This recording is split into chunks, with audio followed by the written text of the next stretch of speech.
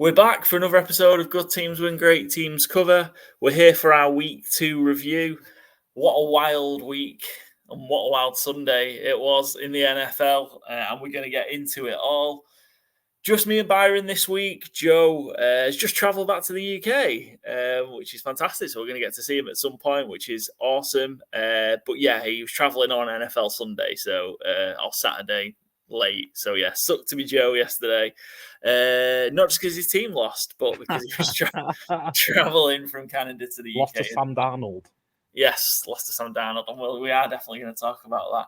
But yeah, so just me and Byron, and we've just got so much to unpack. And yeah, what a wild Sunday! What did you make? What did you make of it? First of all, the 10-game, 3-game split. Yeah, didn't like it. No. Just moving one would make it so much more tolerable, especially in that late slate when, like, I mean, we'll get into some of the games more in depth later, but some of these we won't. Like, Steelers-Broncos was such a drag. Like Mike Tomlin's going to do what he does to win a game. He doesn't care how it is to watch, obviously, which is right. But the Broncos are so pitiful right now. Until things improve, they're going to be a real tough watch. I mean, there's only 3 games on. Rams-Cardinals was over as a contest early, so when Bengals-Chiefs went to a commercial, it was kind of like, Bo Nix throwing the ball high. That's a real good watch. And then, here's the Steelers grinding out 3 yards. Yeah, an extra game or 2 would have been really nice in that window. Did make it a tough late afternoon. But, I mean, what a week it's been of NFL football.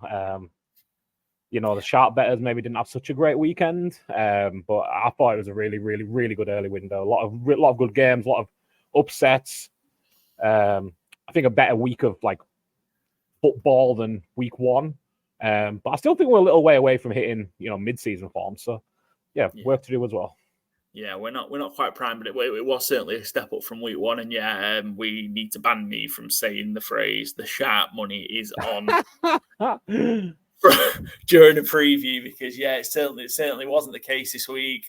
Underdogs ruled this week against the spread. I think 9-5-1. Underdogs went against the spread, and so many just won outright as well. Never mind just covering. So yeah, great week to be an underdog, and it just goes to show that don't overreact to what you see in week 1, because week 2 all of a sudden can just turn around and be the complete opposite. Which it was. So I mean, let's get into it. Let's start. We've got four games, main games that we're going to focus on. And we'll talk about the biggest upset of the week and the biggest upset of the season in terms of a point spread. Raiders beating the Ravens outright. They were 9.5-point underdogs, the Las Vegas Raiders. They were also down 10 points in the fourth quarter. And the Ravens are making a habit of this kind of blowing, 2-score leads kind of in the last couple of seasons. Yeah. Just when you feel they're fully in control and fully comfortable in a game, that they just kind of don't kill it off and let the opposition back in. And the Raiders took full advantage of it, coming away with a late field goal to win it. Yeah, I think you could easily argue as well, like the Ravens lost it more than the Raiders won it. I think the Raiders played pretty well in the second half, to be fair to them. But Baltimore just seem a little off right now.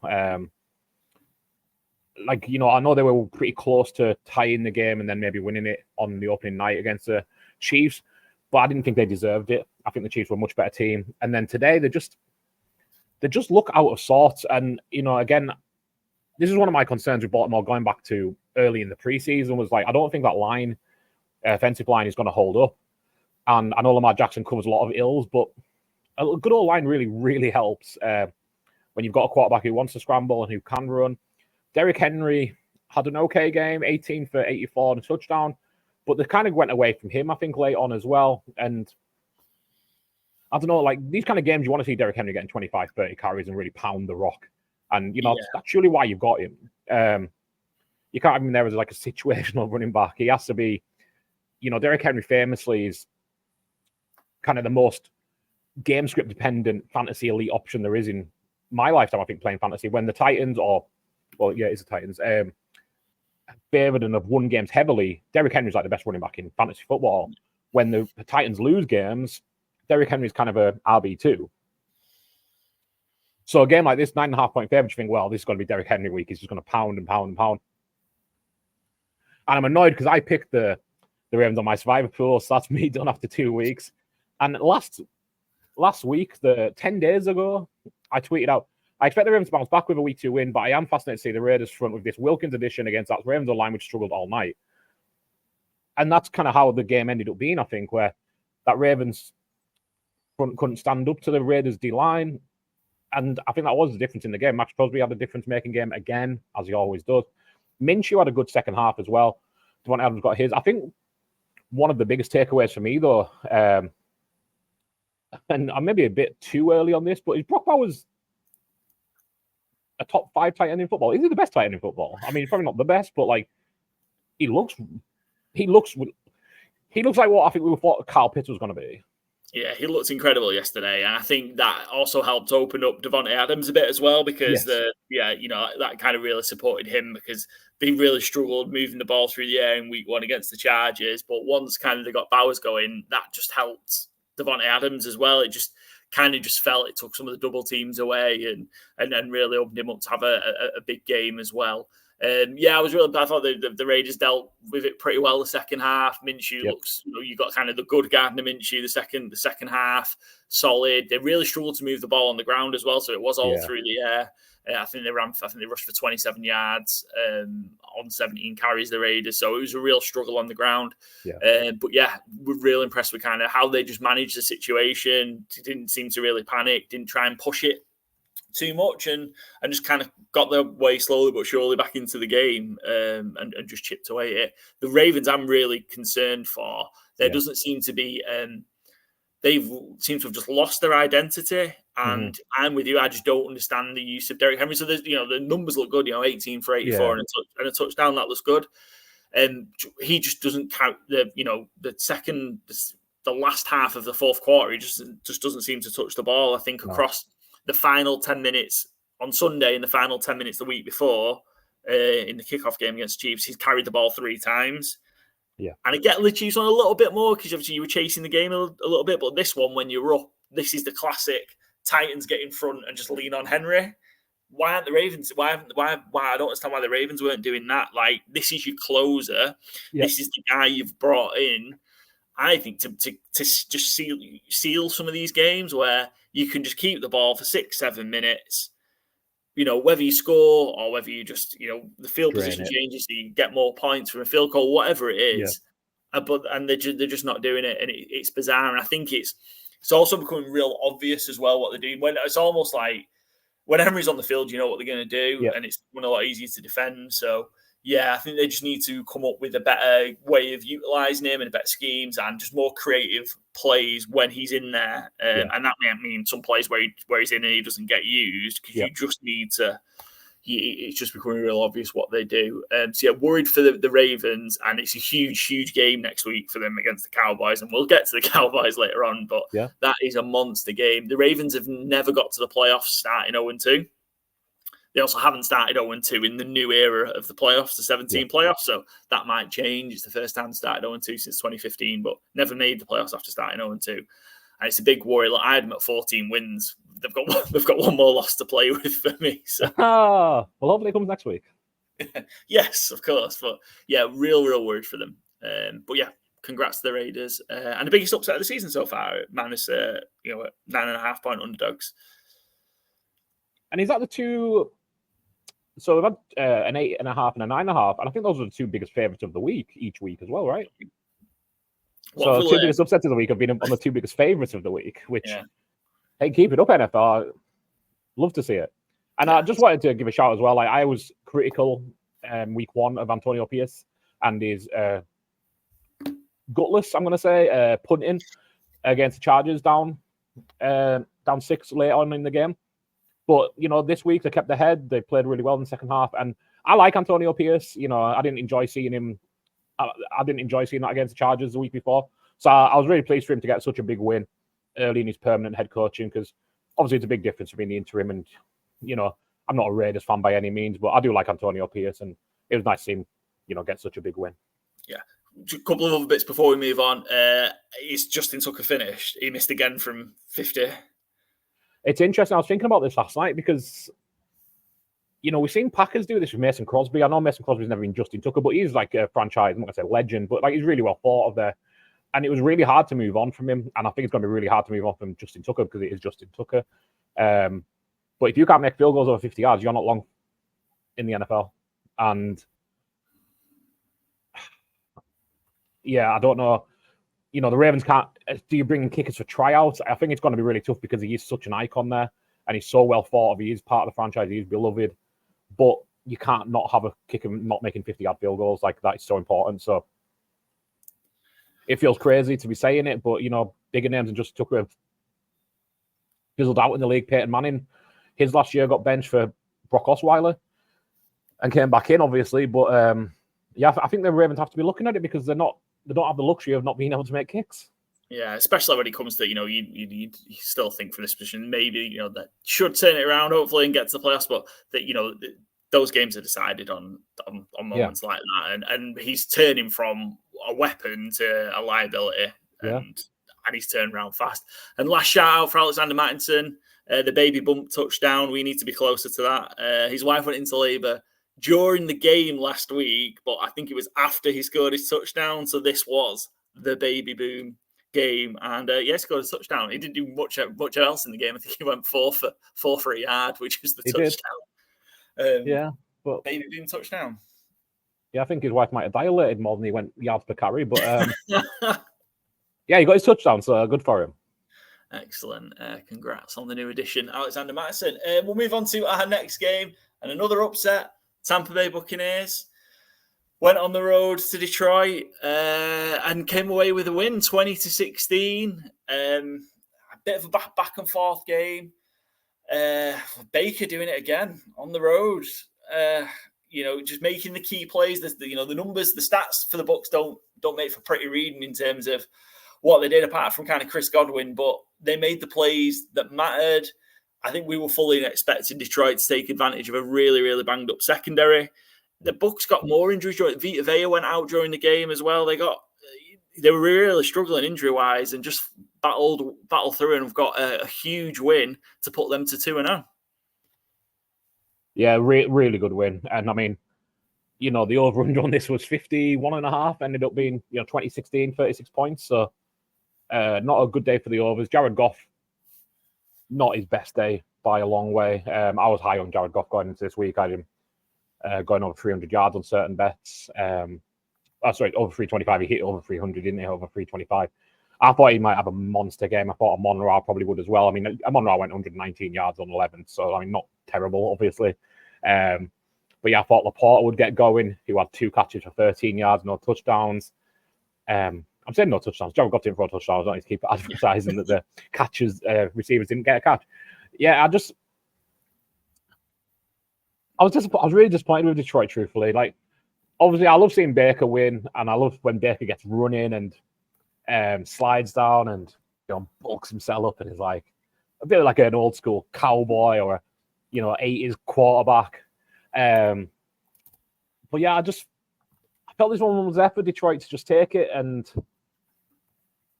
I don't know. Jared Goff has been a bit up and down, mainly up in Detroit, obviously, but I think this is one of probably his worst performance, especially in the big moments. I think he had Jamal Williams twice in the end zone and neither got done. Jameson Williams had another biggish game. I think it was 5 for 10, 10 targets, 5 catches, 79, 80 yards. But again, just not getting it quite done. Gibbs had a big game on the ground. But yeah, I think you just kind of hold up. Buccaneers is just finding a way to get it done. A confusing stat line for me was Chris Godwin. He had 8 targets, 7 catches, 117 yards, I think, and a touchdown, 120 yards and a touchdown in the first half. And then his second half stat line was 0 targets, 0 catches. I mean, all zeros, obviously, after that, which I didn't quite understand. But again, they got the job done. So I'm certainly not criticizing. It was just an odd-looking stat line. And again, you think of how the game was at halftime, that you're going to see a lot more scoring in the second half. You're going to see the Lions push on. And then the fourth quarter, I don't think there was a single point. It just got away from them. The box score, like I say, if you read the box score without the score of the game, you'd have thought the Lions had won this game and won this game easily. But yeah, just the way it was, the Bucs made the plays that mattered when it counted. Both of Goff's interceptions were bad, and it just took you back to that bit where he was struggling at the Rams. Just the second one in particular, there's not a line in sight. Like there's not a line on the screen. Yeah. The interception. He was getting the pressure up the middle.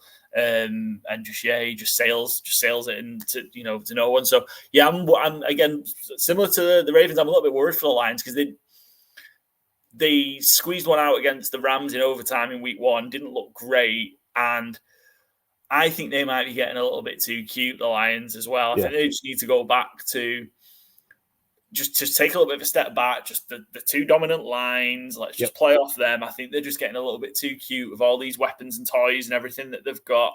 We saw we saw a fake punt from deep in their own territory. Great, it converted. They got no points from it. I was going to say, Jack Fox, the punter, who, he does hit these relatively regularly. He shouldn't be a weapon. He should be it's fun and it's good to have. And I always applaud Dan Campbell for having the knackers to go for it. But it's much more important to get your game going. If you have 4 downs to play with, that's great. But it shouldn't be something you're relying on. It shouldn't be something that's like, oh, we'll be fine. The punter will get us out of prison. No, Dave Montgomery needs to get going. Jameer Gibbs needs to get going. Like you say, I think Jameson Williams is a really good weapon, but like you say, I think playing a bit more bully ball would probably be in their benefit at this point. I was just so disappointed with them yesterday, and I'm really high on the Lions. I'm to win the Super Bowl, so I'm as in as you can be on the Lions, obviously. And I just watching yesterday, it was just like, oh well, they'll take care of it. They'll be fine. And then the more it went on, the more you're like, oh, they're not going to do it. It's just, and it was very un-Lionsy, or very Dan Campbell's Lions, I guess, more to the point. And I don't know if there needs to be a shift in what they do. And there is. Look, we're all big fans of Dan Campbell, absolutely. They're no longer the hunter. Oh yeah, definitely. Hunted, and do they just need to change up a little bit in terms of what they do and just get control of games? Because I think wild games like this, you're not always going to come on the right side of. I think you're going to split. You have 10 of these during the season. I think you're going to split them. So I do worry for them a little bit. But talking kind of the trenches, Aiden Hutchinson was a menace all afternoon long. I think his 5 sacks were downgraded to 4.5. Unbelievable. He's moved. He's now second favorite for Defensive Player of the Year. He's at 450 behind TJ Watt. And we know Joe's on him for Defensive Player of the Year at a much better price than plus 450. Just unbelievable showing, but wasn't enough to kind of get the job done. Yeah, he's really fun to watch, Aiden Hutchinson, as well. He's one of them DNs who really, really stands out as soon as you watch the tape. But yeah, like you said, not enough to get the job done despite that. And I know, I'm certainly harping on the Lions negatively here. The Bucs are 2-0, Obviously played Washington week 1, which, no game's a gimme in the NFL, but that's certainly a softer one than the Lions. But yeah, good for Bulls. Consistently wrote off. I had the Falcons winning the division. Did you have the Bucs win the division in basketball? The Saints. I thought it was going to kind of fall apart for the Bucs a bit, but they've got the Broncos next week, so they should be 3-0. We'll get to that in our preview, but they've got the Broncos at home in week 3. With how much Todd Bowles like to blitz, I am looking forward to seeing Bo Nix. Or maybe looking forward to seeing Zach Wilson. We'll see how. Anyway, that's a preview subject. That's for next week, yeah. But a great start from Tampa, and great win, avenging the divisional playoff loss that they had in January in what was also a very close game. Staying in the NFC, onto the Niners. Niners went to the Minnesota Vikings and have now lost 8 consecutive times in Minnesota. Speaking of looking out of sorts, the San Francisco 49ers looked out of sorts from what we saw on Monday against the Jets to what we saw on Sunday against the Vikings. They just did not look like the same team at all. They did not know. Defensively, I think they were soft. Donald did throw an interception, which I thought he would do. It was one of my play from Fred Warner that as well. That was really well played. I'm not going to say it was Ed Reed-esque, but there's a famous play where Ed Reed baits Peyton Manning throwing the interception. I'm not sure if you've seen it. But essentially, kind of acts like he's not involved in the play and then immediately starts sprinting to where he knows the ball's going. And Peyton Manning isn't. Sam Darnold, and Fred Warner isn't Ed Reed in coverage, but it was beautiful. I thought it was really, really well played. And I thought Darnold would lose his head. I thought it might be Sam Darnold, but Kevin O'Connell's really got Sam Darnold ticking right now. I don't know how long it'll last. I've never been a Darnold guy really, so I'm gonna have the pessimism on it, I guess, until I'm convinced otherwise. I'm not gonna give him much, benefit of doubt going forward until again I'm proven wrong. And so far he's doing it, so good for him. But it's a couple of nice throws yesterday. Justin Jefferson, obviously the long touchdown. Who before the game was asked about how the Niners had covered Garrett Wilson. Did you see this quote? No. So he was asked about how the 49ers had covered Garrett Wilson on Monday, and he said, "Yeah, I see some similarities, but respectfully, I'm not Garrett Wilson." Which I absolutely love, because you know what? He isn't Garrett Wilson. He's the best receiver in football. And I love that he knows it, and he makes sure everyone else does too. Justin Jefferson, 7 targets, 4 receptions, 133 yards and a touch. So it's the nice that touchdown is unbelievable, because that's such a huge point in the game as well, because they're at their own 1-2 yard line, thrown from the end zone. I think second and 9. If you're in the Niners at that point, you're thinking, we're probably going to make them punt here. We might force turnover. We're probably going to get a punt here. We're going to get the ball at midfield, and all of a sudden, just with the way where the game was, you think they might then get on top. But to switch it 97 yards all the way to the house. I said 97 yards. He must have ran about 150 yards with it, but from start to finish. But some play from Justin Jefferson and Darnold. It was a great throw to get in there. You cashed your Jalen Naylor anytime touchdown bet? I like Naylor. Didn't know much of him, truthfully, coming into the season, but he got a lot of hype in training camp. He was drafted in 2022, and he's not really done anything in his first couple of years in the NFL, but like I say, he was getting a lot of hype in training camp, and I have a lot of trust in Kevin O'Connell. And no Hockenson, no Jordan Addison this week. I just thought, what was it, 400, I think it was? Yeah, plus 400. Yeah, 4-1, Yeah, I just felt like he was a good shout to get there. And again, he did it. He got one last week, got one this week, went 354. And kind of my bigger takeaway is, I can't wait to see Jordan Addison in this offense and, get Hockenson in there. And, an early thing of, what were you right and what were you wrong about this season? I had the Vikings finishing with the worst record in football, and that's miles off. They're a real competitive team. And again, a lot of credit to Kevin O'Connell, Brian Flores have got them, I think, above their, the sum is worth more than their individual part, however that saying actually goes. I think they're really well coached, and I think they're playing above their skis right now. So, good for them. Yeah, they got kind of the things that they needed for kind of one of these kind of big spread upsets as well. They got their special teams play, the block punt. They managed to turn Purdy over in the red zone in terms of getting the ball back in the 20. So twice they got the ball in the red zone to put points up. And to be fair, they could have killed the game. They had that Aaron Jones. Aaron Jones looks like he was rumbling in on that screen pass to get, to touchdown. I think would have put 27-6 at that time. Mm-hmm. Is that right? Yeah, I think so. But it's certainly, I think it certainly made it a 3-score game and probably killed it. And that kind of allowed the Niners a bit of a glimmer of hope of getting back in. They just never really took advantage of it. Just what you need for one of those upset wins. But it was. I thought they did a really, really good job, the Vikings. And we talked about the Niners never win there. Why the hell did we all back the Niners? I was on the Niners -6. Obviously, that didn't hit. I was on the under 44 at 44.5, which hit. You had your Jalen Naylor touchdown, and Joe hit 2 props. Purdy plus 250, and a Kittle anytime touchdown. So pretty good from a bet's perspective from us on that game. Yeah, we had a better day than the Niners. Just a quick one on Brock Purdy / CMC. Purdy doesn't look quite as good without all of his weapons there, does he? Yeah, he didn't look comfortable, did he? And it's going to be at least another 3 games, isn't it? So, And John Macy, he had another 100-yard game, but it just doesn't. I think they just struggle from a receiving perspective. They have to get so many more other people involved, and I used to it as well from the first 2 weeks, and I really enjoy watching Jordan Mason. I must say, I'm more impressed with him than I thought I would be. And I don't want to blow my own trumpet here because it wasn't based on scouting. I was early on Jordan Mason in when he got drafted because Shanahan seemed to like him. I didn't know who he was, but in his first training camp, Shanahan liked him. So I have him in quite a few dynasty rosters, thankfully. where I've just never dropped him, even though I probably could have done last year. And again, it wasn't based on my scouting, so I'm not like tooting my horn. But I didn't realize how good of a like one-cut runner he is. I was watching some tape of Arian Foster, who to me has kind of always been like the ultimate Shanahan running back.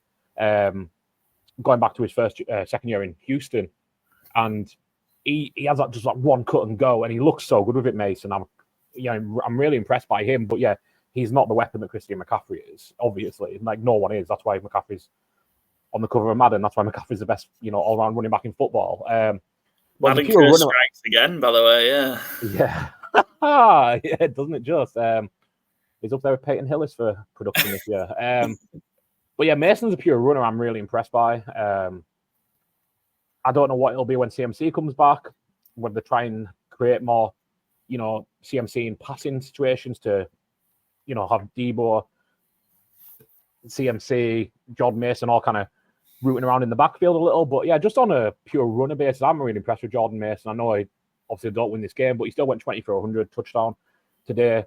I'm just really impressed with the player. I think it's always good to see when, a player kind of not comes out of nowhere fully, but like certainly no one's anticipating this for him, even if he did get the job. Yeah, absolutely. We'll see how they do. Niners have got a banged up Rams next week, looking to bounce back. They're open as big favourites for that game. Yeah. Vikings looking to go to 3-0. They've got the Texans in what should be a fun game. Vikings Texans next week. On to our fourth and final game that we're going to look at in detail. What game it was? One that we all expect to see in January, and I'd like to just see it next week. Bengals Chiefs 26-25 to the Chiefs. Walk-off field goal from Harrison Butker. What a game. I know the Bengals are now 2-0 again. 0-2, again.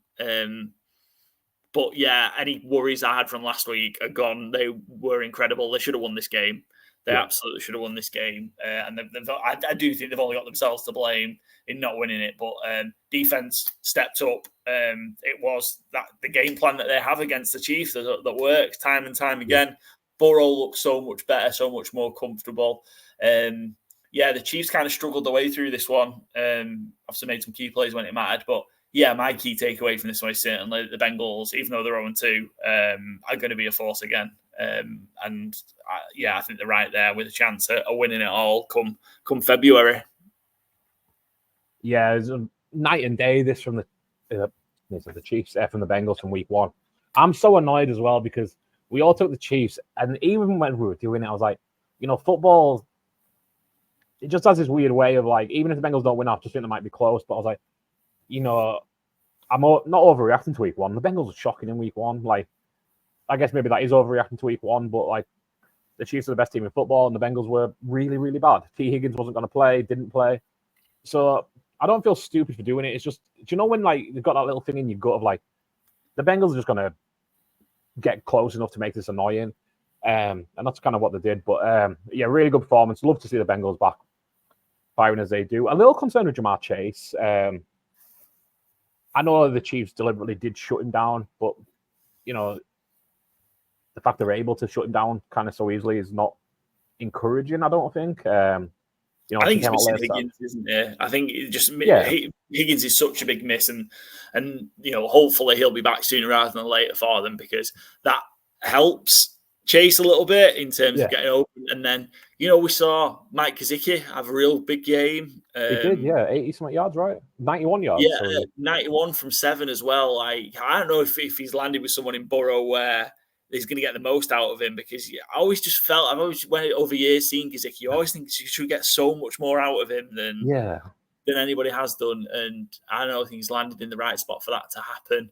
But yeah, Chase, we'll talk about Chase towards the ending of the game. And I think he's the reason why the Bengals didn't win this game. And a lot happened after that. But, if you in these games against the Chiefs, if you give Mahomes the ball last, you're going to, ask Buffalo. Ask Buffalo. Ask the Niners. Ask everybody else that he's done it to. Like, if you give them the ball left with time left, they're going to win. Like, and that's just the way the way it goes. So, and I thought the Bengals had the opportunity to keep that ball and have McPherson kicking a walk-off field goal, to win it. And some ill discipline for Jamar Chase turned that from a 3rd and 7 at midfield to 3rd and 22, just getting field goal range. Yeah, not what the Bengals needed. No, some unbelievable sort of plays in this one. And no better. I think this is a contender for play of the season. Cam Taylor-Britt, who ran his mouth, and we talked about that in our preview around kind of what he thought of Xavier Worthy. It was so similar to the Rice touchdown that he gave up. But Worthy just didn't get the step on him. Funnily enough, he can run in a straight line, but he just didn't get the step on him. And everyone's saying OBJ-esque one-handed catch. But yeah, unbelievable play, and it was just such a shame the Bengals couldn't produce anything from it. As on that possession, it's the Burrow strip fumble that's returned for a touchdown. And just a huge moment in the game. But I think the Bengals are alive. The Chiefs, though, finding ways to win. That's what they do, right? If not playing spectacularly. Yeah, come January, when you get the number 1 seed wrapped up, you don't say, "Oh, what about that Bengals penalty that gave them that win at the end there?" It doesn't matter. When you've got 15 wins or 14 wins or whatever it might be, nobody cares how they came about them. When they're sitting on the butt on week 1 and then they've got home field the next week, nobody's going to be like, "Well, they nearly lost. They were only there by a toe against the Ravens, and the Bengals really should have beat them." Doesn't matter. They didn't. Pacheco injured. As he'll be out for at least, I think you've just seen the update, out for at least 6 weeks. Is a broken leg. Out for 6 weeks. He had a huge part of the offensive rush for 90 yards. I think he had another 20 yards on 5 receptions as well. Yeah. That rushing room and running back room looks a little thin. Carson Steele's had the fumble in the game, and surely he's just more of a fullback. Looks like it. How do you think the Chiefs are going to kind of navigate these waters then without Pacheco for at least 6 weeks? I don't know if you've seen today, they have in Kareem Hunt for a visit. And hopefully it's not a tryout, because Kareem Hunt is he's more washed than Ezekiel Elliott. He was the only running back last year who performed worse than Zeke in the majority of efficiency categories. So I hope that's not their plan at running back, but I don't know what it'd be. Maybe if I'm them, I'm maybe give the Texans a call and throw them a 7th round pick swap for Dameon Pierce. I think they need something in there. I'm not too sure who's on free agency. They've got Ryan, they've got Steele, haven't they? Yeah. So, like I said, I'd be calling around. I like Steele as a player. I think he's fun. I like him as a rookie. I like that he has a pet crocodile. But I don't think he's going to be an RB1 for Kansas City. I think he might be really useful at the goal line, but I don't think they have anybody on the roster who's playing Jose Pacheco, and I love watching Pacheco, so I'm really bummed out that he got injured. And he's a late round pick, and hopefully it doesn't impact him finally getting a payday come end of the season, which he fully deserves because he's been a huge player for them, winning back-to-back Super Bowls. But just a real bummer to see because he's such a fun player to watch and seems like a real good guy, Pacheco. So, I think the Chiefs need to go outside the building though to bring in somebody to be the starter. I mean, obviously they're going to bring in somebody from the street to be on the roster, but I think they need to look at upgrading the starter position in them weeks that Pacheco's out. On the plus side, I don't want to look for a plus in it necessarily, but if it means we get more Patrick Mahomes just airing the F out the ball, I am always up for it because it's never bad to see Patrick Mahomes having a pass-heavy game script. I think he only threw it 25 times yesterday. Didn't go crazy with it or anything. He threw 2 interceptions, 2 touchdowns. And kind of a fantasy, maybe a DFS-y type thing. Rashee Rice has been kind of the underneath guy, kind of similar role to Travis Kelce's first, 20 games in the league. If Travis Kelce is now, if Rashee Rice is now going vertical and getting touchdown down the field and can beat, cornerback going deep, he's going to be a top 12 wide receiver every week. Marquise Brown's out for the season. Kelce can still do the underneath stuff. And Kelce's stat line looked bad, but he did have that, a 40-yard reception called back for holding that I don't think impacted the play. So I wouldn't be worrying on Travis Kelce if I had him in fantasy. But yeah, Rashee Rice, I think the sky might be the limit in terms of he's not going to be Tyreek Hill, but in terms of not Tyreek Hill, probably Mahomes' best fantasy wide receiver he'll have played with. And yeah, I just love him. One of my favorite analysts, Ben Gretsch, compared it to. Have you seen the film Happy Gilmore? Yeah. Where he's like, Happy learned how to put.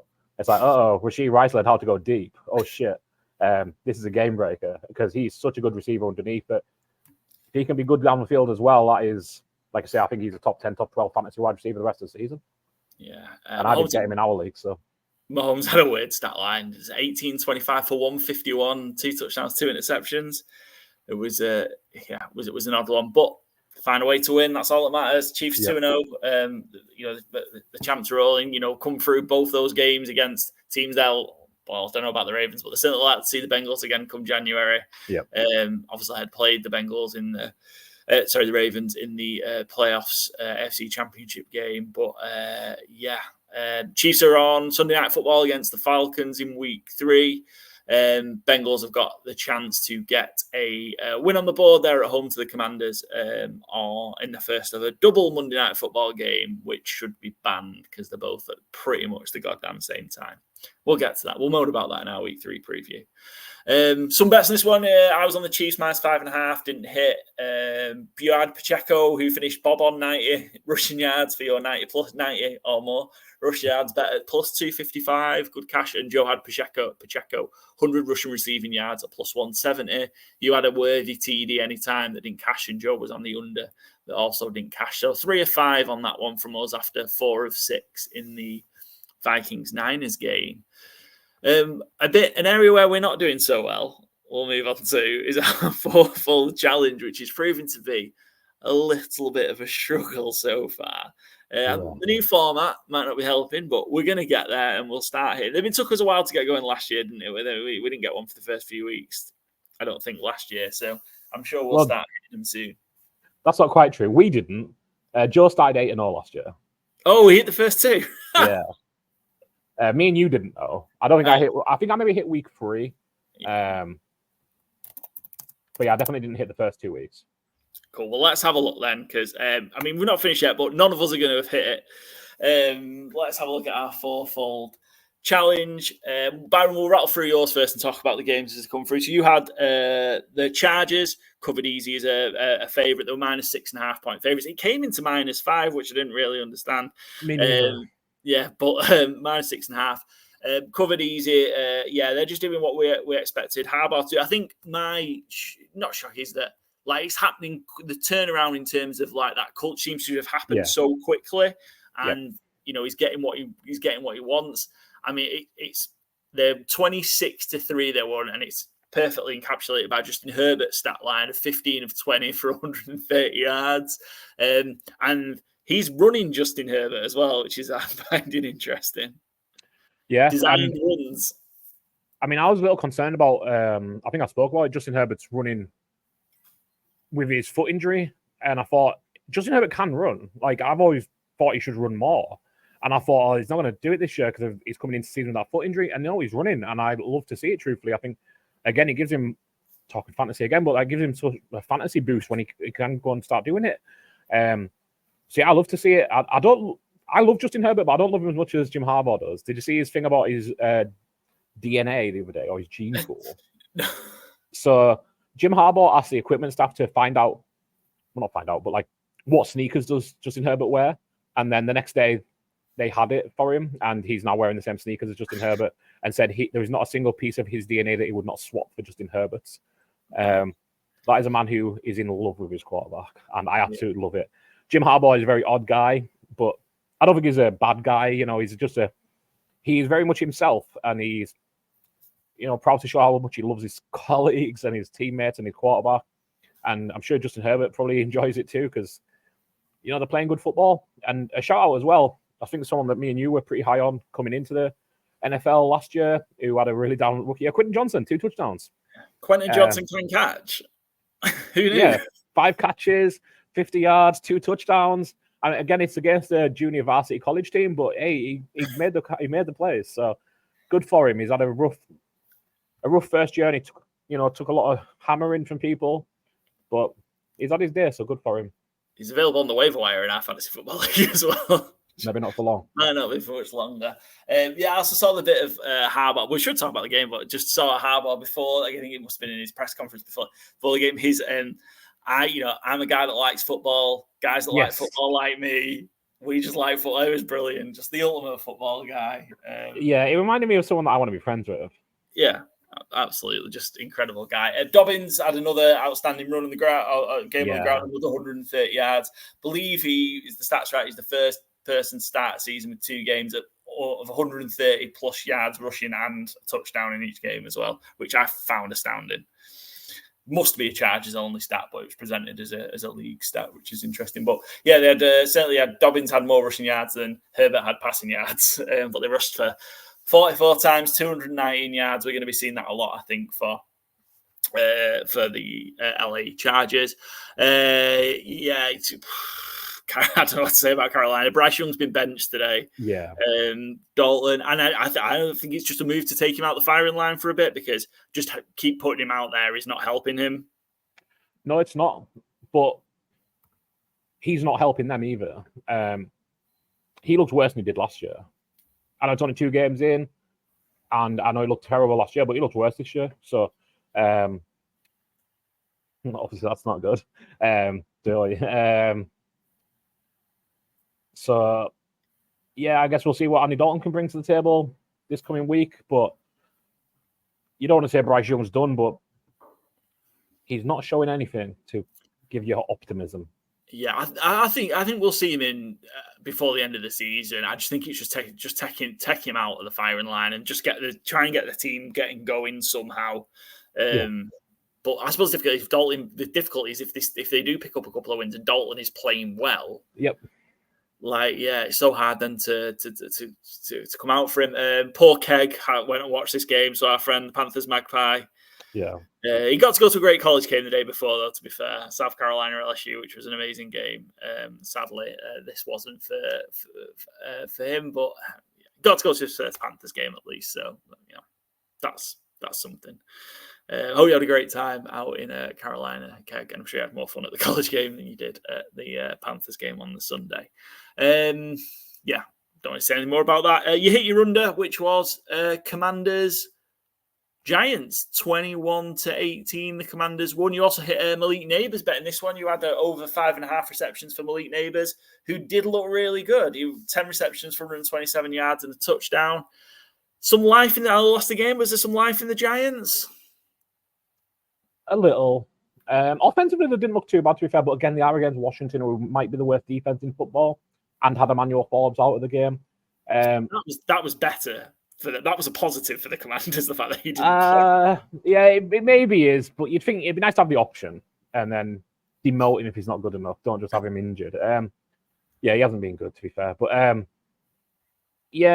Giants become the first team ever to score 3 touchdowns, not give one up, and lose in regulation. Incredible. We've had these 2 games. We had the Steelers in week 1 and Washington in week 2 of just like, boom, kick a week.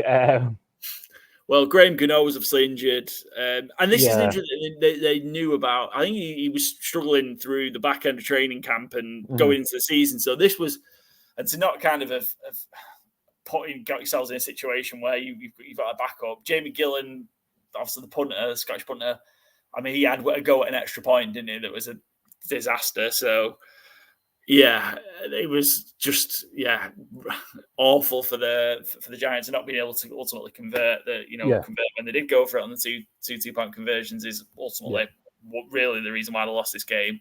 Daniel Jones did look a lot better, though, to be fair. He couldn't look much worse than he did in week 1, but he did look a lot better. So maybe there is life. And they had a pretty good, pretty decent day on the ground as well. Yeah. Got Neighbors going. I mean, it was Neighbors and nothing in the air, really, wasn't it? Yeah. Thankfully, Wan'Dale Robinson didn't get 12 targets this week because those shouldn't be going to anyone but Malik Neighbors. I think Malik Neighbors had some like 64% target share this week, which is exactly what they should be. And I'm just going to toot my own horn a little here. One of my favorite bets of our preseason show was Malik Neighbors to have the most receptions in the league at 75-1. He's second in the league right now with 15 through 2 weeks. And I think Cooper Kupp is ahead of him, who is banged up. So come on, Malik. Come on, son. We are rooting for that one heavily. It's just so much that you haven't also root for Daniel Jones, aren't you, as well? That's the problem with that one. All you need is a quarterback who knows who to throw the ball to. He doesn't need to be good. Just throw it. If Malik Neighbors gets 18 targets a week, he's winning this bet. Yeah, that we'll see how that goes. But Commanders, Jaden Daniels gets his first win in the NFL. I think, we'll talk about the rookies, but the rookies still haven't thrown a touchdown between them yet through 6 games that they've played between the 3 of them, Nix, Williams, and Jaden Daniels. So, we'll see how long that continues for. Sure, that'll be broken next week. Brian Robinson had a huge game on the ground, 17 carries for 133 yards. Just drives fizzled out, but ultimately they got the points that mattered. 7 field goals from Austin Seibert, who was only in the building this week. Yeah, after they cut the kicker after last week. Well, they're not cutting Austin Seibert. No, absolutely not. Yeah, 7 field goals. Might be getting a statue. It might be, but Dan Quinn's first win as the Commanders head coach, and it hit your under comfortably in the end. Your underdog was the Titans. Titans, who I really thought would win this game, truthfully. Never mind cover. And it wasn't a blowout by any means, just a touchdown in it in the end. But Will Levis is a problem, isn't he? He is, yes. You see, White Jameis. Yeah, he just took the out of that. Just brain dead decision making at times, but again there was the throws down the field where you're like, oof. he's got it. Those couple of touchdown, those couple of deep throws to Calvin Ridley in particular. The one for the touchdown was an incredible catch from Ridley. That was unreal. You just get out your own way, Will Levis. And Calvin Ridley to a degree. Yeah. You can throw Calvin Ridley the ball 10 yards down the field and he'll juggle it. And you yeet this incredible rainbow downfield. It's like, oh, no way he's coming. Touchdown. And guys, what's in the water in Tennessee? You just do the simple things well. You might win a game. Yeah. I think the Titans could well be 2-0 and they're 0-2. So I don't know how many games they're going to win this season, but I think they're in a good position for 2-0, and it doesn't bode well that they're 0-2, I don't think. Yeah, Brian Callahan he's not got much patience with Will Levis. We saw in the the quotes midweek, in the lead to the game for week 1 saying if we'd have just punted on 1st and 10 every time, we'd have probably won that game. And then you just saw some of the shots and he's just screaming at Will Levis like, what the fuck are you doing? Just screaming at him in the middle of the field. I would dare say, again, I'm not putting a timeline on it, but Mason Rudolph will probably be warming up pretty soon, I think, because Rudolph isn't good, but last year, Rudolph, I think in his career has been pretty bad, to be fair, but last year he was kind of a competent game manager. Yeah. And that might be all they need, because their D-line's looking really good. Tony Pollard's looking really good, I think. Bit low on his yards per carry here, but he's moving well.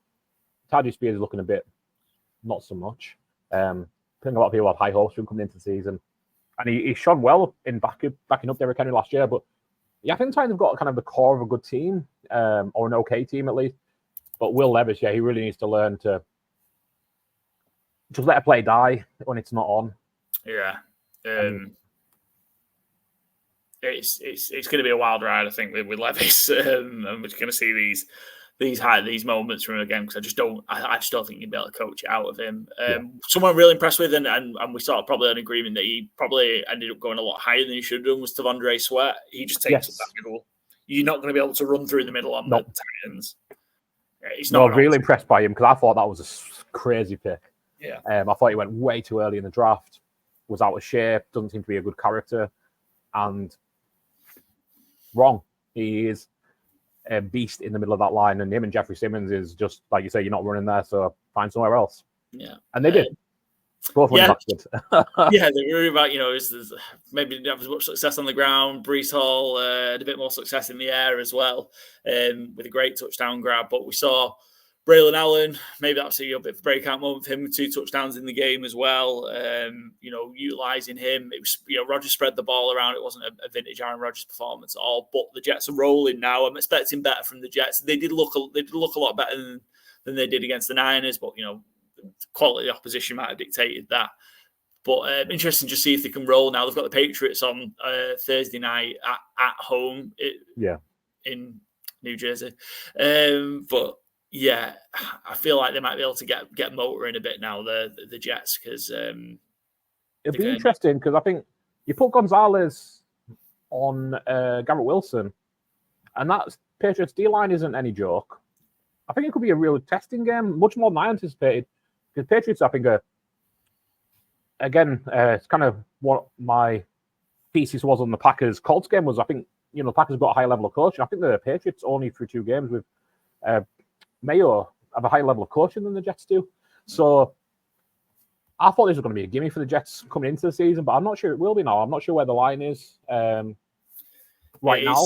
6, Jets by 6, favored by 6 at the minute. Yeah, I don't hear that for the Patriots to cover. And Aaron Rodgers hasn't got going yet. He's not been bad. And he's looked better than Kirk Cousins did week 1. Obviously, we'll see Kirk Cousins on Monday Night Football.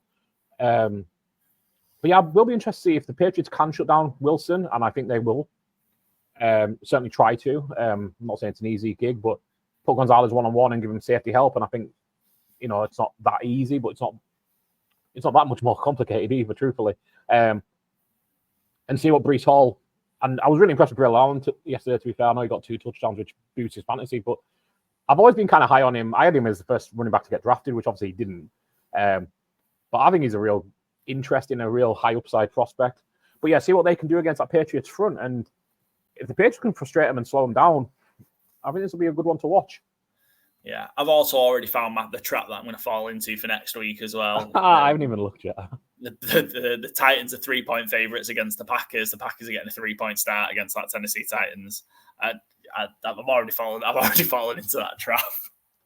Yeah, Packers won't rush as easy as they did against Colts. Yeah, we'll get to that at some point soon. And then your over was a game we've already talked about that didn't cash as well. Chargers, Panthers. You went 2-2 on your FourFold. Joe had a stinker. He went 0-4.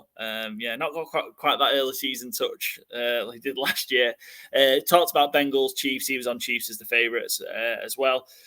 The trap that we all fell into, the Rams. We knew it. Yeah, we knew. We said it. We knew it was coming.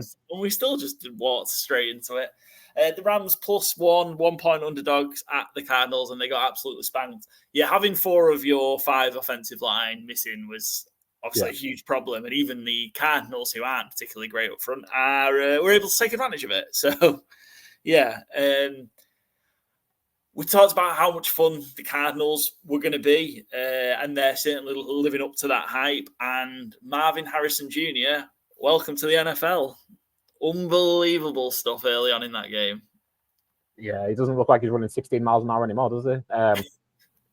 Yeah, really pleased because you don't want that kind of stuff to linger on. Even though you know it'll be good, you know it'll be fine, but the sooner you see it, the sooner you're happy with it. So, what a performance, Arizona. Yeah. All across the board. Kyler was back to his video game best. Well, yeah, this is from Greg Rosenthal on Twitter. Through 2 weeks, Kyler's ranked among quarterbacks. EPA expected points added, first in the league. QBR second, success rate third, rushing yards third.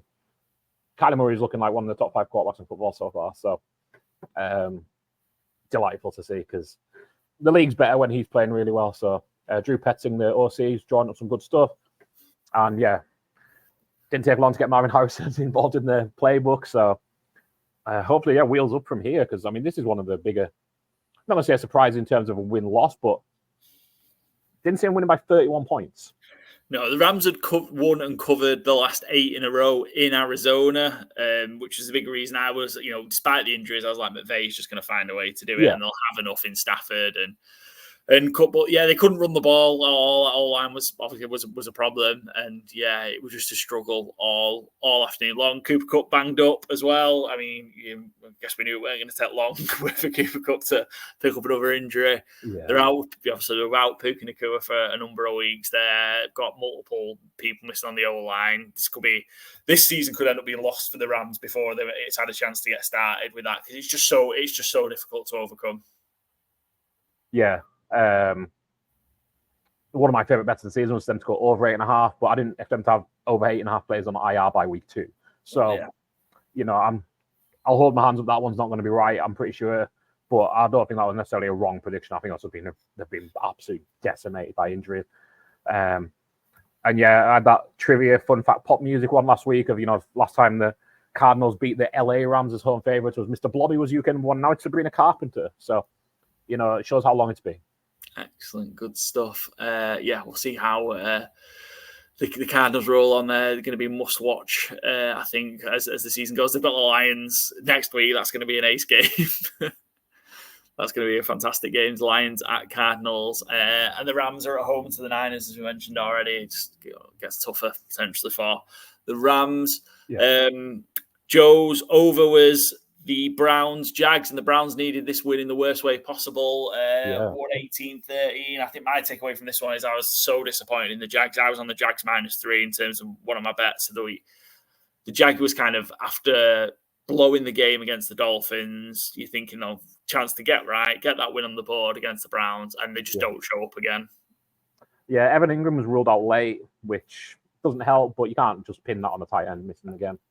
They just look a little out of sync, don't they? The Jags. It just doesn't. I can't really put a pin on what it is, but they just seem to be batting below the sum of the parts. Like they just don't seem to be quite there. I'm impressed with Brian Thomas through 2 weeks. He looks exactly like what I expected him to be, or hoped he would be. But otherwise, Christian Kirk looks like a player who's lost his way and isn't getting open. Evan Ingram isn't there.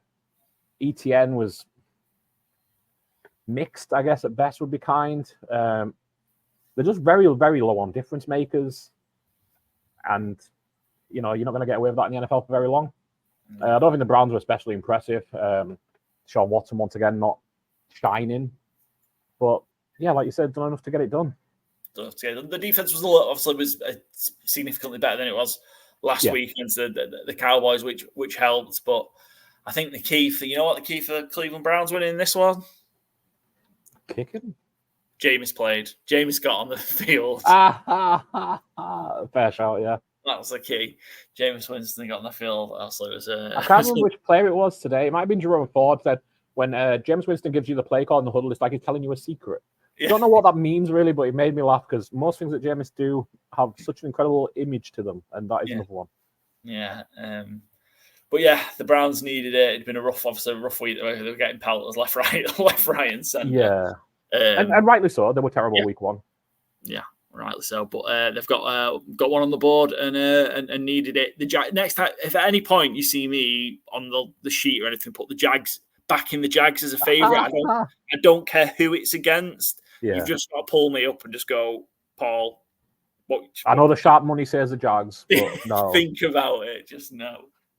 What are you doing back in the Jags as a favourite? Yeah, I think the Jags are in trouble. I think they are in trouble. Yeah, it's this is a rough road for them, and it just looks terrible for the Jags.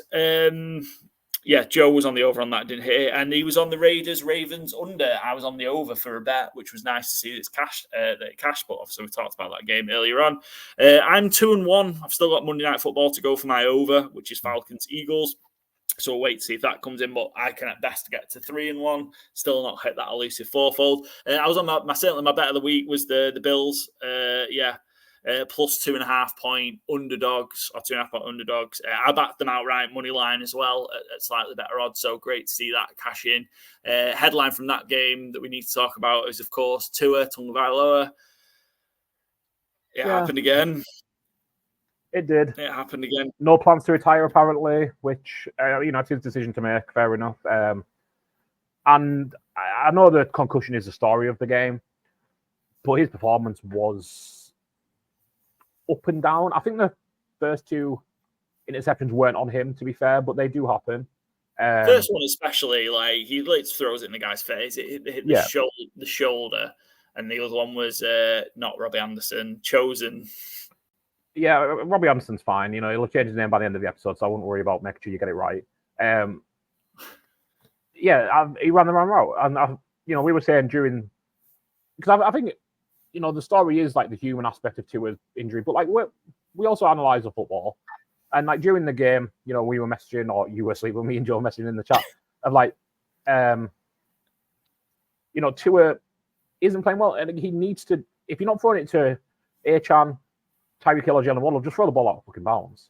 Like, there's a famous old coaching isms of like, when you throw the balls, three things can happen, two of them are bad. And it's like, yeah, if you're not throwing it to one of those three players, like all of them are bad. It feels like for the Dolphins. So, yeah, I mean, obviously we hope Tua heals up well quickly and not so much get back on the football field as soon as possible, but like, hopefully he's fine. Obviously the human aspect is more important than the football aspect. Not sure what the Dolphins' plans are going to be at quarterback. I guess it maybe depends on the timeline. I think if it's short term, it's going to be Skylar Thompson, isn't it? I saw so many. They brought in Tyler Huntley today, who is a Pro Bowl quarterback. He is, technically. Yes. But I don't think he's a solution, obviously. No more than Malik Willis is in Green Bay. So maybe, McDaniel might be able to coach something up there, but rough start to the season for Miami, and that was a brutal butt kicking. And the Tua injury didn't change the scoreline. Yeah. Literally. I don't think they scored another point after he got injured. So, as much as the human element is the important thing, the Dolphins, I was on the Dolphins -2.5. I thought the speed will kill Buffalo's defense with the injuries they had. And that was way off. They shut that down really well. Achan still got going, and he's going to get his regardless, I think, because he can handle the workload despite his size. But yeah, great shout out for you getting on the money line and the Bills plus. But yeah, Miami, a very sobering night, I think, even before the Tua injury. Yeah, rough one. A couple of bets from your side, a couple of Jalen Waddle props that didn't hit. Well, that was because of the injury. Yeah, that was because of the injury. Yeah. Joe was on James Cook anytime touchdown and over 60 rush yard or 59 rush yards. Yeah, plus 260, and he was on rushing touchdowns over 2.5, which sadly didn't cash. He was one short, but yeah, the Bills looked solid. They didn't have to be spectacular in this one. Obviously, forcing the turnovers gave them a few short fields, and yeah, they roll on. Kind of got through that game against the Cardinals when they were behind and made this one look easy. The Bills, they've got the Jags on Monday Night Football in Buffalo. We fully expect them to get to 3-0 there. So we'll see how it goes. But big win for the Balls. And again, fingers crossed Tua's back healthy when he's ready. But yeah, as soon as possible. Fitting well. Just Dolphins in a tough spot now. My under was the Steelers, Broncos. You mentioned this 13-6. Very, very comfortable on the under. Talk about quarterback situations. There's no way, Justin Fields is getting this job taken off him, is there? I don't think he's just doing the number. I mean, the numbers don't look great, but he's putting the Steelers in position to win ultimately.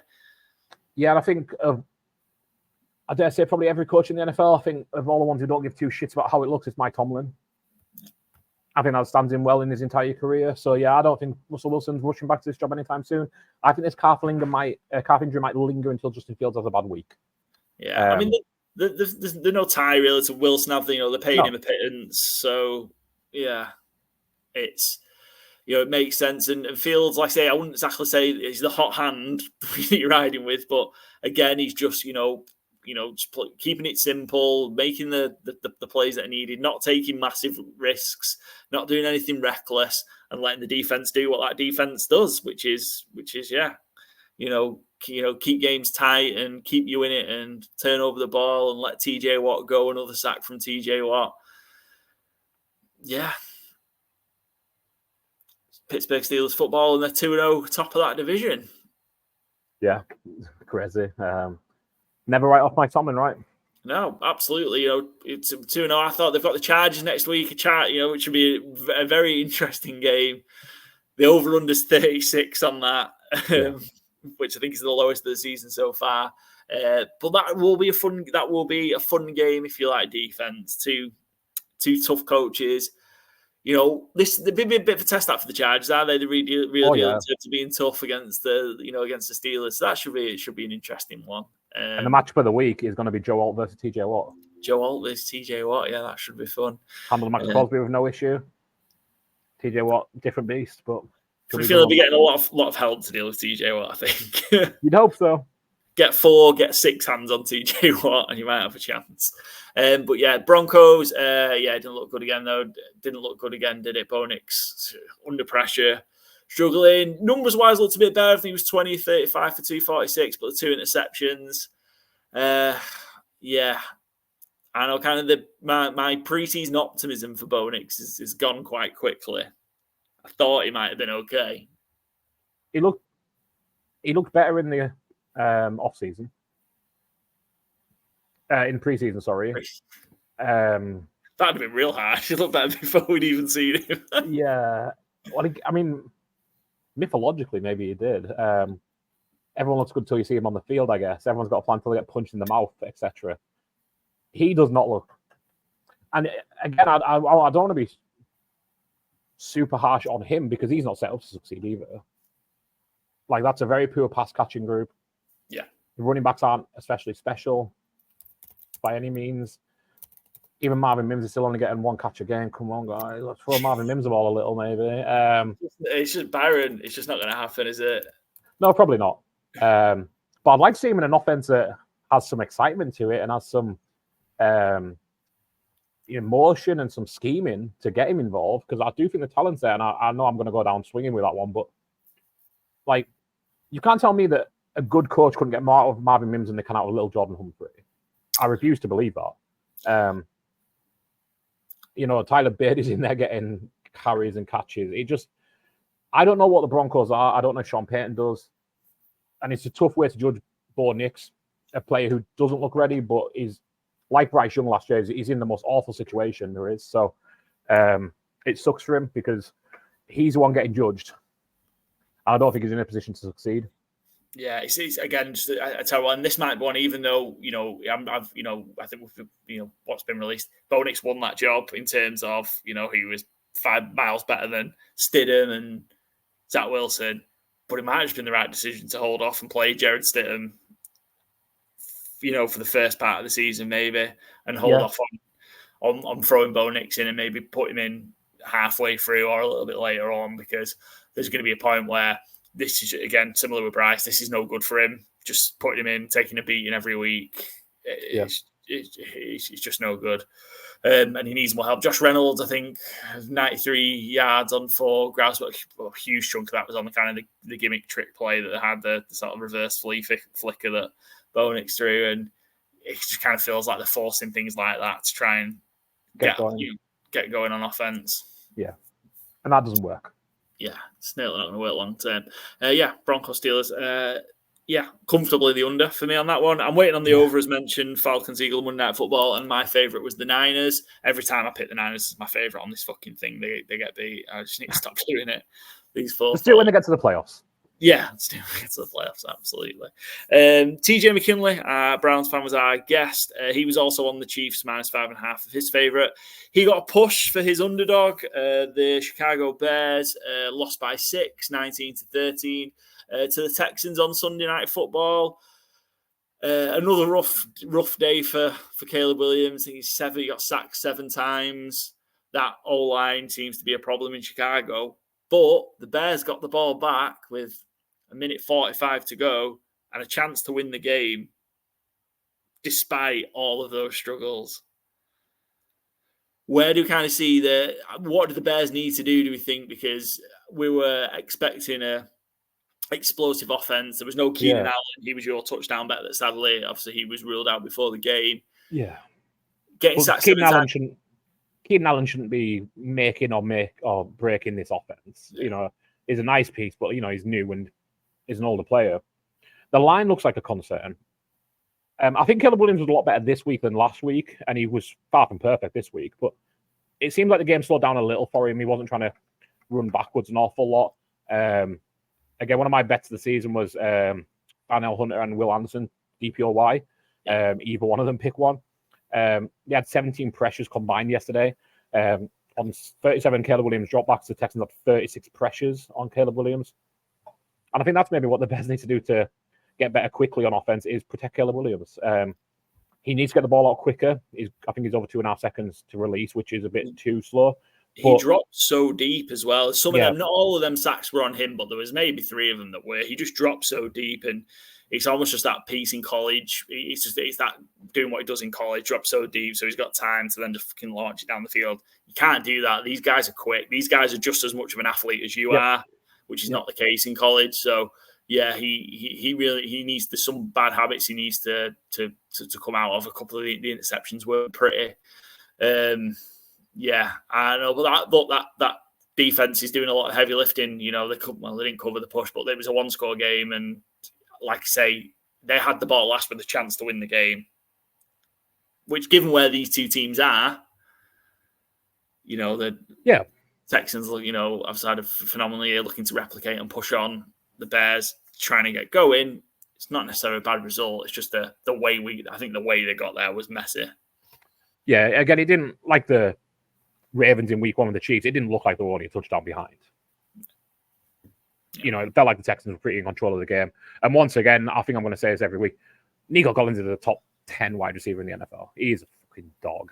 He reminds me of Andre Johnson. Same uniform obviously helps, but he's just a fucking bully. He's wonderful to watch. I love watching him play. Yeah, phenomenal from Nico Collins. I was saying not much else from the Texans. Struggled to run the ball where they were able to kind of run all over the Colts last week. Joe Mixon on 25 yards, just ticking along to that 1,000-yard season for one of my preseason bets, but not so good. This year obviously came out the game as well, didn't it, for a chunk of the second half.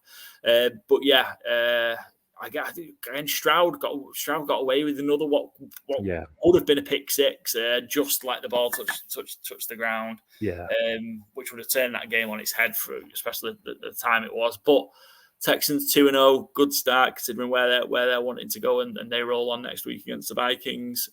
Pushing this one for TJ. He was also on the over. Chargers, Panthers that didn't hit, and he was on the under.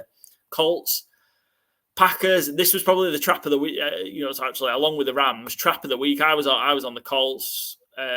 Just thought there's no way the Packers would be able to get by.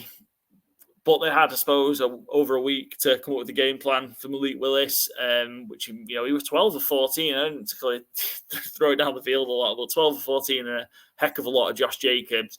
I thought that Colts D-line was going to be a strength. It's not. Joe Mixon ran all over them last week. Yep. Josh Jacobs this week. Yep. It's a problem. If the Colts are on about trying to get to the playoffs, you've got to go win this game. You've got to go beat Malik Willis. I know the Packers are a good organization and LaFleur's a good coach. I think maybe he's a better offensive schemer and play caller than Mike Vrabel had. For getting the best out of Malik Willis. But to be fair, again, Malik Willis and the Packers scored 16 points. The game's there to be won if Indianapolis can put up an offense as well. Anthony Richardson had maybe his worst game as a pro. 1 TD, 3 interceptions, 50% completion rate. Didn't really get going on the ground, 37 yards. I mean, not nothing, but not like, whoa, what's going on? Alec Pierce again getting a touchdown. But the Colts defense is a concern. I always thought it would be, truthfully, though. I thought more on the back end than the front end, I must say. But the offense I thought would be explosive every week. And this week they really weren't. They were really static. And obviously the Packers helped themselves with that by grinding the game down. Like you say, Josh Jacobs, 30-plus carries. Malik Willis had a handful as well. That was entirely their game plan, but they knew what it was going to be. So, bad loss for the Colts, that one. But not everyone fell for the trap, I must say. I had it on as the Packers win. So, yeah, I'm worried about Richard. He's complete less than 50% of his passes week 1, 50% of his only 50% of his passes this week, and it's some of those bits that I was worried about him coming out of college. He's just real reckless and not taking care of the ball. You get all those great highlight plays, but if you can stop them 3-4 huge plays down the field, you can probably stop the Colts offense. So, cool. Well, that was our FourFold draft, FourFold part of the show. We'll go on and have a look at our ATS picks and see how we got on there. Didn't really fare much better than the FourFolds. And on to our ATS picks. Mentioned already, I was on the Buffalo Bills. Joe also on there. Byron, you were with the Dolphins. Bad one. You were on the Saints, though, the only one of us. It's one of the 2 games we haven't talked about. What an absolute debacle this was for the Dallas Cowboys. Yeah. Sobering from week 1 after a dominant beatdown of the Browns, a dominant beatdown from the Saints. And again, talked about a lot last week. Scheme, play action, get people in motion, and Clint Kubiak once again is crushing it with the Saints. Yeah, offense. They've scored on every offensive drive this season, or Derek Carr has. Yeah, they had until it was the first 15 in a row until I think the pick. Yeah. But some interesting facts, little tidbits relating to it that I've seen on Twitter this week. Jacob Gibbs, the Saints have used pre-snap motion and play action on 42% of their dropbacks this year. The highest season-long rate is 32%. It's never been done before. What they're doing right now over a season, it's just incredible work. I think, again, talk about it a lot on this show, and we're not total tape bros or anything like that. We do as much as we can diving in, but scheme is so important. We talked about Bo Nix a little while ago, and I talked about Marvin Mims. You can't tell me Marvin Mims wouldn't look better in this offense than just being asked to run standard routes for a quarterback who can't throw deep. Like, you have to, if you want to be a success in the NFL, you can't just stand still and hope for the best. And credit to the Saints, because I think they've been a franchise who have stood still for a long time and have just kind of let the water come up around them. And this is the first year where, I didn't think they were going to be this good, certainly this quickly on offense. I mean, it'd be weird too, I think, because outside of the tackle that took it in the first round, there hasn't been much of an improvement in their players. It's still Kamara and Jamal Williams. It's still Olave and Rashid Shaheed. Michael Thomas out the building. Still Juwan Johnson at tight end. Foster Moreau, Taysom Hill. None of those people have changed. Your line's largely the same. But again, what has changed, again, going back to last year, their play action, they played 13% play action last year, which was 32nd in the league. This year, it's 51% first in the league. Design rollouts last year, they were 4th percentile, which is 25th in the league. This year, it's 16% first in the league. Motion at the snap, last year, 14%, 26th in the league. This year, 2024, they are 41%, 5th in the league. That's from Seth Walder at ESPN. It is night and day, and you see the immediate. It's why it's so frustrating watching offenses that do not do it, because it's such a tough watch, because everything is essentially our guys will beat your guys. With how about you just give you guys an advantage as well? It's not cheating. It's not skullduggery. It's not the dark arts like we say in soccer. It is just good play calling, and I absolutely love it. Derek Carr looks like. I don't know if Derek Carr's ever looked this good. He's getting that ball downfield. Shaheed looks like lightning in a bottle. You presume it's not going to last, but I think their tendencies can. And, they're not going to go 17-0, and they're not going to set records for offense, I don't imagine. But I think it's just really refreshing. Obviously, we can get onto the Dallas of it all as well, but New Orleans have probably been the best team to watch in football for the first 2 weeks.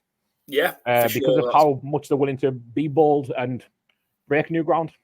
Yeah, I think it's just understanding what you've got and how to get the most out of it. I think is what the Saints are doing, and luckily, you're right. Just what can we do to get that leg up, and it's working. Kamara looks back to his, absolutely back to his best for sure. You mentioned what they're getting out of Rashid Shaheed as well. And yeah, I mean, they only had 11 complete, put 40 points and only completed 11 passes. And it was just big play after big play after big play. We talked about kind of in our preview of the Saints, City and me guys on. Shout out, congrats on you win, guys. But there was sort of a real worry about the offensive line, even though they'd kind of drafted Flagger, who looks a beast. But again, they're putting that offensive line in situations to be successful. And they just moved around that Dallas defensive line unbelievably easily. And the amount of times it was just an outside Kamara outside run for 8, 9, 10 yards was unbelievable. But yeah, fair play to the Saints. They came in as, underdogs, but I think it closed at 6, but, somewhere around 7-point underdog, and beat the brakes off Dallas. From a Cowboys perspective, that again, we talked about how big a game it is for the Ravens next week. I think it's a huge game for the Cowboys. If the Cowboys go 1-2, it is recoverable, but I think they could be on for another beating next week. The Cowboys, disjointed. The running game is almost non-existent from an offensive perspective. The red zone offense is woeful and putrid, and it's the opposite of what the Saints showed in terms of inventive and creative and from putting you guys in good situations. And Mike Zimmer's had a bit of a come down after all the praise that defense and defensive line got in week 1 in particular. He looked frustrated. he looked shell shocked. He looked like he had absolutely no idea what to do on the sideline. Again, I don't want to harp on it again, but Mike Zimmer's an older school defensive coach, and these new ideas of motion and scheme and and snap, play action might piss off you older guys who are used to, football is played a certain way. It doesn't need to be. And Mike Zimmer, again, I'm not going to write him off on this because I do like Mike Zimmer as a coach. I think he's a very straight guy. And I imagine there was some fucking words in that locker room at halftime and full time. I think that basically is, again, it's not surprising. This Dallas Cowboys defense is built to play from in front to be able to get the pass rushes going.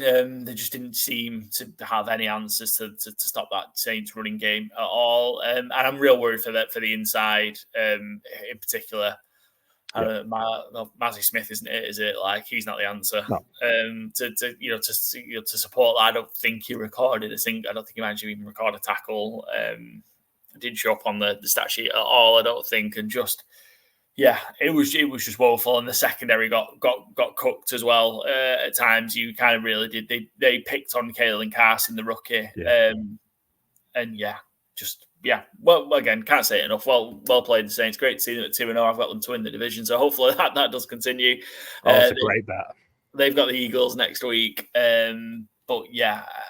A lot of problems for the Cowboys, and the Cowboys are going to be playing a run of teams that run the ball really, really well. They've got the Ravens, they've got the Steelers coming up, they've got the Lions, they've got the Niners. I think in 4 of the next 5 games, Cowboys could be, cooked 2-5 or something here. I don't know. Yeah. And I don't want to go too hard on patting myself on the back here as well. If you gave me even money, I was picking Dallas to win the game. I just thought 6.5 was too many. Yeah, no, that's true. I don't want to make out like I had the Saints. You had them winning the division, fair play. I did not. Yeah. So I just felt 6.5 was too much in an early week game where we didn't know much about either team. So I'm really disappointed with Dallas more. Not more than I'm impressed with New Orleans, but real sobering for Dallas. I didn't like that. Yeah, it was rough. It was just so reminiscent of the Green Bay playoff game. Roll on to next week, but Joe was on the Bucks plus 7 with a win at the Lions. You were flying solo on the Packers. Me and Joe were on the Jets. We talked about that. We were all on the Niners, who obviously got beat. We're all on the Seahawks, who won but didn't cover. Needed overtime to beat the Patriots. I know you've got 20 minutes on Geno. We'll get to that. The Patriots, though, are going to be better than we give them credit for. They're going to be in a lot of games with just how good this defense is. Yeah, defense and coaching goes a long way. Did for Bill Belichick for a long time as well. To be fair, I know he had the GOAT quarterback for a lot of that as well. But Mayo seems to be picking up the best of Bill Belichick's defensive attributes and being a well-disciplined team. And I'm kind of joking about Geno. I thought he had a good game, made some nice throws, but nice for them to get the win because it looked like they might not at certain points of it. But I think this is just a well-contested game. And I think we're going to see more of that from New England than I certainly anticipated. Yeah, certainly they're going to be hanging around a bit in a lot of games, and they've got again that running game is good. They went for 185 yards on the ground again. It was split between Stevenson and Gibson on the ground, and Hunter Henry had a massive game. He got 109 yards of the 149 yards that the Patriots managed to go through the air. But they're going to be a lot better. They're going to win more games, I think, than we thought they were going to do. Certainly at the start of the season. But Seahawks 2-0, Patriots 1-1 going into Thursday Night Football against the Jets. I just wanted to quick shout out of a game. Have we covered all the games now? Yes, yeah. So I meant to touch on something during the New Orleans game. A little 300-1 bet. We like a long shot here. What about currently ranked 6th in PFF grades? Forced fumble recovery, interception, been playing really well through 2 weeks. What Tyrann Mathieu for Defensive Player of the Year? That is a man who can get a narrative as well. Yeah. If the Saints defense carries on playing like it has, And Matthew continues being at the heart of it. The media love Tyrann Mathieu. He's a great character. He's always been a great player in the league. Coming towards the end of his career. Saints, always a fun story and a fun team to write about. I was stunned to see his 300 to 1. Everyone was like, did Ed Reed win that award? Was that the last time? A safety. Quite possibly, yeah. Obviously, Stephon Gilmore won it as a DB a while ago. It isn't something I've looked into. It was just, it caught my eye. Yeah. And I thought, I'll have a look at what odds he is. And I was kind of stunned. I kept scrolling. I got to like the 200 to 1 and I scrolled back to the top. Yeah. I thought I must have missed him. And no, it's 300 to 1. So, again, I'm not saying it's going to happen, but I don't think he should be 300 to 1. Yeah, fair. Fantastic play. Yeah, he was everywhere, wasn't he? And, but apparently, the last safety to win it was Ed Reed 2004. Okay, cool. So it's one safety's due. History. Yeah, safety's due is what we're saying. That's what we're saying. Excellent. Just rounding off then, I suppose the bits. Byron was flying solo on Washington. There was a lot of that this week. Flying solo on the Commanders. 1.5 point underdogs. We were all on the Chargers. Joe picked the Browns to cover. They won. None of us were obviously all on the Ravens and Rams. Me and you were on the Steelers. Comfortably beat Denver, as we mentioned. We were all on the Chiefs. Push on Sunday Night Football, and then we're all on the Eagles for Monday night. Terrible from us. 4-10-1 for me and 5-9-1 for you and Joe. You're leading the way at the minute with 14-14-3, 2 ahead of Joe, who's 2 ahead of me. So a lot of work for us to do. I mean, that's what kind of week it was, though, wasn't it? That 5-9-1 wins a week. Bookies absolutely loved it this week. Yeah. Absolutely loved it. The Sharps did not. The Sharks and Sharps did not, for sure. Last couple of bits of business to take care of. Fantasy Gameday. Another good week for us before we talk about the winners. We cashed again. We had further up the leaderboard this week, 24th with 157 points. We had Marvin Harrison Jr. in our team, like the winning team. We had Dak and CD, which let us down really. It stopped us getting, stopped us going up. But apart from that, we had a pretty solid week. So that's 2 out of 2 cashes for us so far, so we'll keep rolling. But congratulations to the winner, Orange 2709, whoever you are, 199.82 points. Interesting, given that the Niners kind of obviously struggled offensively. They had Debo as their captain and then Kittle, but obviously got the best of that with Debo with his over 100 yards and Kittle with his touchdown. Darnold as the quarterback. Breece Hall, we talked about earlier, who had kind of a big game for the Jets. Charbonnet, who we had, and then this is, I suppose, where the difference makers were. Marvin Harrison Jr. with his 2 touchdowns, 130 yard, and Malik Neighbors, the big one, I think, at 28.7 points. Yeah, PPR format, he's going to kill it in this a lot. We don't have the prices up on here, but I think he was more expensive than Marvin Harrison, but he wasn't, in that top bracket. So long may it continue. If you want to keep shoving Malik Neighbors in there, I think he'll pay off more than he misses. And this is a really bold one to go. Darnold and Jefferson against the Niners is you play bold and you win the money for it. So yeah, great shout, Orange 2709. Yeah, congratulations. I'd like to make a quick request, Gurmy, if he's listening. Can we get Sam Darnold a picture that doesn't make him look like he's on his way to a Trump rally? It does look That'd be nice. We'll put that in. We'll feed that back into Gurmy and the guys. And shout out Gurmy as well. Scott Fishbowl will update tomorrow with the weekly ranks for week 2. Obviously, week 1 hasn't finished yet. But he's in the top 25. I think he's 23 in the Scott Fishbowl after week 1. So I was delighted to see it. So not sure if he listens all the way through the shows, Gurmy. But if he does, well done, mate. I was delighted to see you so high up. Good work. And remember, if you're not playing along with Fantasy Gameday yet, go do so for week 3. The Slate, Sunday Stars. Download the app, use promo code COVER. You'll get a free play after your first entry. Submit a lineup within your budget. Watch the points roll in, and you can win yourself a cash prize, just like we've done the first 2 weeks, and just like Orange 2709 did. I think it was 140 odd quid. The winners. There were 2 winners. There was 190 people playing. 190 exactly. And they 2 winners because it was over 100 people. Got £142.50. Not bad at all. Yeah. £7 entry. We've got to win one. We've not won one yet. We've placed a fair few times. So next week, record this year, placing. Yeah, got to keep placing. Certainly profitable. So yeah, make sure you keep playing along. I'll go and play along with Fantasy Gameday if you haven't done so far. Last bit of business for us. We mentioned it earlier, but Thursday, just a quick look ahead to Thursday night football because our preview episode will be out on Friday, so it'll be afterwards. It's Jets, Niners. No, Patriots, Jets. I'll get it right. Patriots, Jets, AFC East clash at MetLife. Jets are 6-point favourites. Over under 37.5. That's changed while we've been on. Over under 37.5. Yeah, what are you feeling, Byron? I think I like the Patriots to cover at +6. Likewise, and I like the sound of that under as well. Yeah, under 37. Let's have a good old-fashioned slogfest Thursday night football. And I think all the prime 7 time, maybe. Yeah, all the prime times hit the under. Thursday night and Sunday night both hit the under. The week that I'm off them, when I don't bet them, of course, they hit the under. And you can't have enjoyed seeing AJ Brown be ruled out when you bet the over. Yes. Also enjoyed seeing AJ Brown out when I'm playing Joe in fantasy and beat him because I had Kamara and he flopped. I'm going to shout myself out here. This isn't in our league, but I'm going up against Alvin Kamara in one of my sniper active leagues. And I've won the matchup and I still have 2 players remaining. Oh, nice. It was the highlight of my fantasy week. I couldn't believe it. I figured I was dead at, got into 3 o'clock games, but yeah, I do have Nico Collins, which helps. That does help. Yeah, I thought I've got Tua and Tyreek in mine. I thought I was screwed because Joe also had James Cook on Thursday. So I was, he had a great start. Yeah, come back from that, and also had Goff as well, which is terrible. But yeah, anyway, somehow I managed to win with 2-0. Let's go. That's it from us. As always, go give us a follow. Good teams doing great teams cover over on Spotify. You'll be notified when new episodes dropped. YouTube to watch us as well as listen.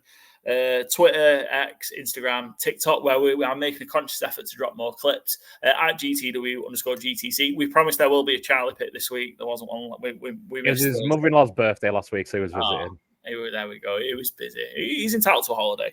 That's his one and only one, though, during the season. So we'll be back with that as well. So thanks very much, and we will catch you for our preview show, which will be out on Friday.